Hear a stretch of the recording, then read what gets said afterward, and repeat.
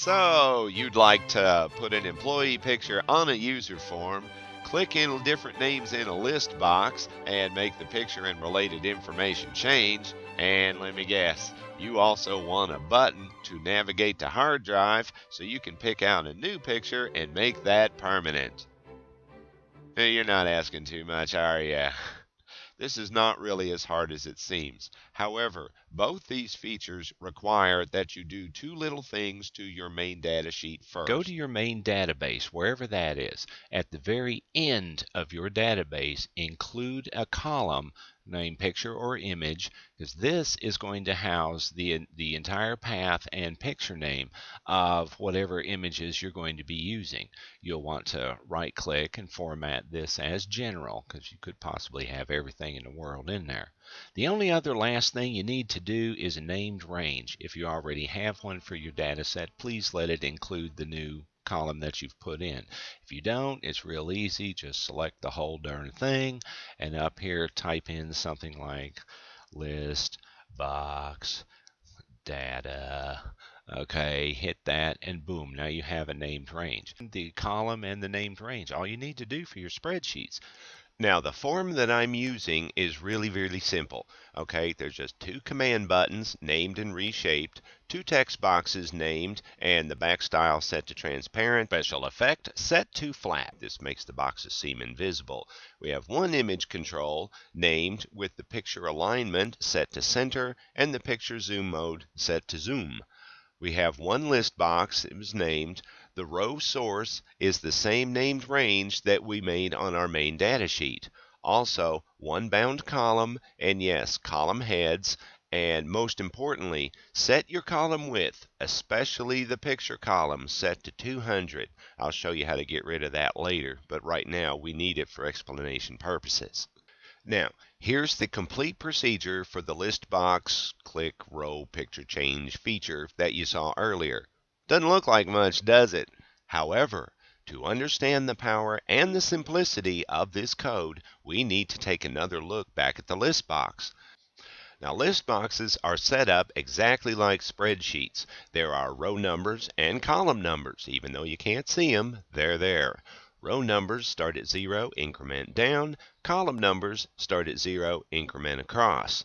Now you can access any cell data in this little list box using this guy. List.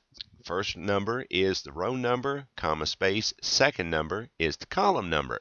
And yes, you can declare a variable as an integer and use that variable for either the row number, the column number, or both if need be. There's only one more thing we need to know, and that's this guy right here, list index. His sole purpose in living is to give you the row number a user has clicked on. Let's take another look back at our code here. First, we declare our variables as you see here. Next, we load our variables, starting with list row. Now, because we're coding from the module, we have to type the form name period, list box name period, then good old list index. List index says, hey, they just clicked on row 3. List variable says, cool, now I'm number 3. Next, we load up our variant variable. This time we use the list property. List property says, hey, row 3, column 3 information, get inside that variable picture name. Then we just simply repeat what we just did.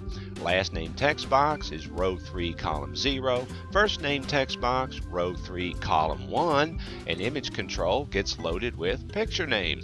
Now, if the user were to click on, say, row 5, then the list row variable changes to 5. Everything else reflects the new column information for that new row. It's just that simple. Now let's hook this procedure up to our list box click event. Double click our procedure name, Control C to copy, click the list box, right click on list box, view code, there's our click event right there, Control V to paste, and we are finished hooking up our procedure to our box. Oh, by the way, here, let's double click the properties sheet, go to Column widths, where I told you to make it 200 points, delete 2 off and make that 0 points. Now watch what happened. The column disappeared, true enough. However, as we notice on our spreadsheet, even though the column is not there, it seems that yes, it still works because the column is simply invisible, but Excel knows it's there and can still read the data from that column. The button-click Open Dialog Box procedure uses more code. However, it's a lot easier to understand. You're going to need 4 variables declared as you see here, and yes, I'm reusing picture name. Now focusing on the dialog box code, we set our variable equal to the MSO file dialog picker box. This will cause box to appear by itself. The with statement just modifies the dialog properties to our needs. Only allow a single selection, eliminate all file types, just show image file types and only these types. And if an image is showing in the box, remember 0 is false, -1 is true. For each file name they select, put the file name into our variable, which happens to be picture name. And that's it. The user clicks OK, box disappears, variable has path and file name. Now, the entire procedure. Okay, boys, let's break her down. First thing we do is we turn off the screen updating. Next, we load up our variables from the list box with one extra variable for our do loop.